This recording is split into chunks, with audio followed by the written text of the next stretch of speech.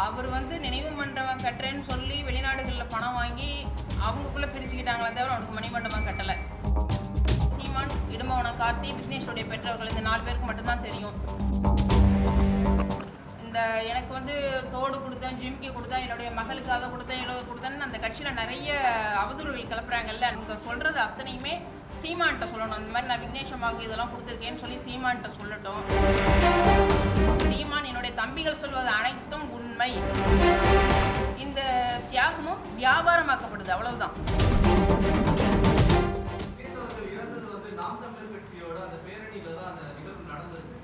அதுக்கப்புறம் வந்து நீங்க மணிமண்டபம் அந்த பிரச்சனை எல்லாம் நாம் தமிழர் கட்சிக்கும் உங்களுக்குமான ஒரு முரண் ஏற்பட்டுச்சு. அதுக்கப்புறம் அவங்க ஏதாவது உங்களோட ஒத்துழைப்பு கொடுத்தாங்களா விக்னேஷோட இதுல இல்லை எந்த மாதிரியான செயல்பாடுகள் நாம் தமிழர் கட்சியில சில சீமான் வந்து விக்னேஷ் அவர்களுக்காக பண்ணாரு? நான் இது வந்து இது மாதிரி என்ன நிறைய பேர் கேட்டிருக்காங்க. இது நான் பதில் நிறைய தடவை சொல்லியிருக்கேன். இப்போ திரும்பவும் நீங்கள் கேட்டதுக்காக நான் சொல்கிறேன். அவர் வந்து நினைவு மண்டபம் கட்டுறேன்னு சொல்லி வெளிநாடுகளில் பணம் வாங்கி அவங்களுக்குள்ளே பிரிச்சுக்கிட்டாங்களே தவிர அவனுக்கு மணிமண்டபம் கட்டலை. இது ஒன்று.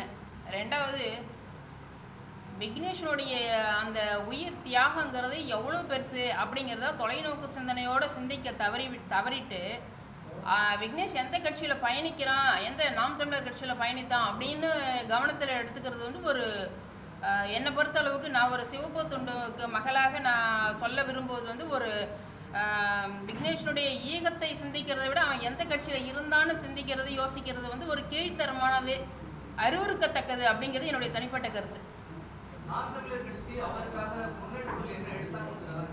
அவங்க என்ன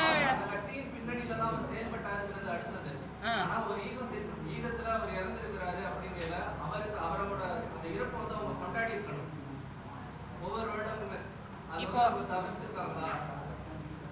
அது தவிர்த்ததுனால தான் நான் இப்போ வந்து இது தமிழக அரசுக்கு கோரிக்கை வைக்கிறோம். அப்புறம் இந்த மாதிரி ஒரு தன்மான தமிழ் உள்ளங்கள்லாம் இங்கே வந்து ஒரு பத்திரிகையாளர் மன்றத்தை கூட்டுறாங்க அப்படின்னா அது அங்கே முன்னெடுக்கப்படவில்லை அப்படிங்கிறது நீங்களே புரிஞ்சுக்க வேண்டியதுதான். அது உங்களுடைய கண் அறுவை சிகிச்சைக்காக பணம் வசூல் செய்தார்கள்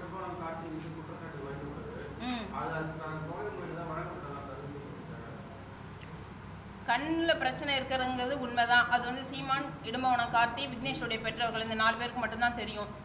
பட் அவங்க வந்து என்னை எந்த மருத்துவமனைக்கும் அழைச்சிட்டு போகல. என்னுடைய சித்தப்பா வீட்டில் சித்தி என்னை அழைச்சிட்டு போனாங்க. தனிப்பட்ட முறையில் அவங்க அழைச்சிட்டு போனாங்க. எல்லாம் எனக்கு என்னென்ன பிரச்சனை அப்படிங்கிறதெல்லாம் அவங்க தான் தெளிவுபடுத்திக்கிட்டு அதுக்கானது முடிவெல்லாம் அவங்க தான் எடுத்தாங்க.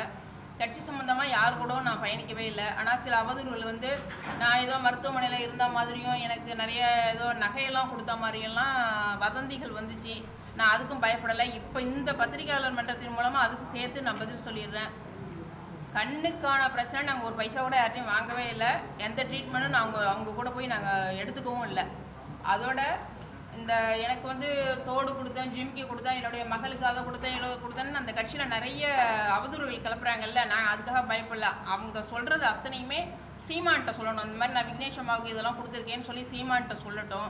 சீமான், என்னுடைய தம்பிகள் சொல்வது அனைத்தும் உண்மை அப்படின்னு எந்த கோவிலில் வேணாலும் சீமான் தன்னுடைய மகன் மீது சத்தியம் பண்ணட்டும். நாங்களும் கோவிலுக்கு, அதாவது கோர்ட்டுக்கு போனால் மனிதர்கள் சாட்சி வேணும், கோவிலுக்கு போனால் மனசாட்சி இருந்தால் போதும். அதுக்கு நாங்கள் துணிஞ்சு நிற்கிறோம்.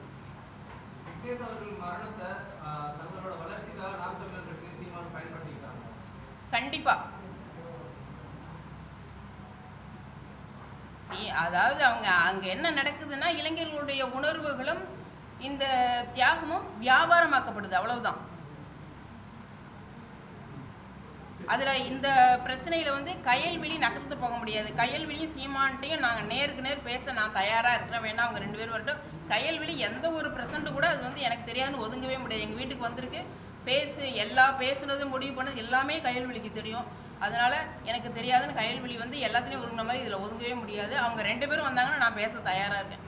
இப்போ விக்னேஷ் பார்த்தா காவிரி பிரச்சனைங்கிறது தீர்க்கப்பட முடியாத ஒன்றா இருக்குது. அது வந்து விவசாயிகள் மட்டுமே போராடிட்டு இருக்க அந்த காலகட்டத்தை வந்து அதை மாற்றி காவிரி பிரச்சனை அப்படிங்கிறது வந்து நம்மளுக்கு வந்து அது ஒரு பிச்சை இல்லை, அது நமக்கு பிறப்புரிமை அப்படிங்கிறத வந்து ஒவ்வொரு தமிழன்ட்டையும் தட்டி எழுப்புனது விக்னேஷுடைய தியாகம். அது யாரும் மறுத்து பேசிட முடியாது.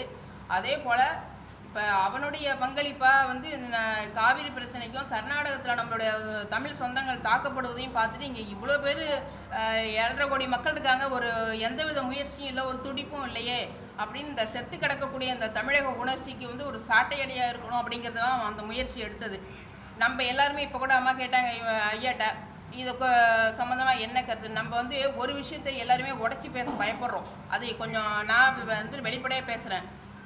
முதல்ல வந்து இந்த பிள்ளைகள்லாம் வந்து இப்படி உயிரை தியாகம் பண்ணுறாங்க அப்படிங்கிறத பற்றி நம்ம வந்து இது சரியா தவறா அப்படிங்கிறத பற்றி பேசுகிறோம். அதே மாதிரி அரசு தன்னுடைய மெத்தன போகை கைவிடணும். எல்லா பிரச்சனைகளையுமே ஒரு கோரிக்கை கொண்டு போகிறாங்கன்னா என்ன 24 மணி நேரத்துக்குள்ளே செயல்பாட்டுக்கு வரணும் அதுக்கான தீர்வு. அப்படிலாம் வந்துருந்தால் ஏன் இப்படியெல்லாம் நடக்குது? கல்யாணம் பண்ண வேண்டிய பிள்ளைகளுக்கெல்லாம் ஏன் கல்வெட்டு வச்சு பார்க்குறோம்?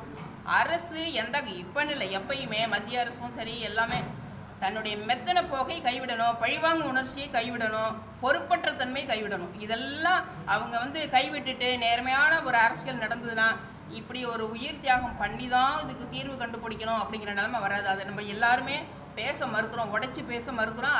அதை நீங்களாம் வலியுறுத்துங்க. அது ஃபஸ்ட்டு இளைஞர்களுக்கு ஏன் உயிர் தியாகம் அது வந்து ஒரு தீர்வாகுமா அப்படின்னு கேட்கக்கூடிய அளவுக்கு இதையும் உடைச்சி பேசுங்க. அரசு பொறுப்பற்ற தன்மையை கைவிடணும் ஃபஸ்ட்டு. செய்திகளை உடனுக்குடன் தெரிந்து கொள்ள உடனே சப்ஸ்கிரைப் பண்ணுங்க.